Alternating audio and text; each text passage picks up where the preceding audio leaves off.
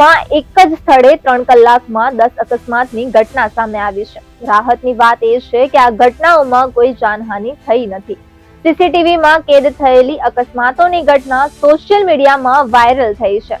હંમેશાની જેમ સ્થાનિક લોકોએ અકસ્માતને લઈ વહીવટી તંત્રને જવાબદાર ઠેરવી છે। વાસ્તવમાં માવલા તાલુકાની દેહુ યેલવાડી રોડ પર 10 અકસ્માતો થયા છે। આ રસ્તા પર મોટા ખાડા હોવાને કારણે અહીંથી પસાર થતા અનેક વાહન ચાલકોના જીવ જોખમમાં મુકાયા છે। સ્થાનિક લોકોએ અનેક વખત ખાડા પૂરવાની માંગ કરી છે, જો કે વહીવટી તંત્રએ રોડ બનાવવાના બદલે માત્ર માટીથી પુરાણ કરી દીધું છે, જેને કારણે રોડની સ્થિતિ વધુ બગડી ગઈ છે। રોડ પર તંત્રએ ખાડામાં પૂરેલી માટી કીચડ બની ગઈ છે, જે આખા રસ્તા પર ફેલાઈ ગઈ છે। આ માર્ગ પરથી પસાર થતા 2 વ્હીલર વાહન ચાલકો એક પછી એક લપસી જઈને પડી જાય છે, જેમાં મોટા ભાગના લોકો ઈજાગ્રસ્ત થયા છે।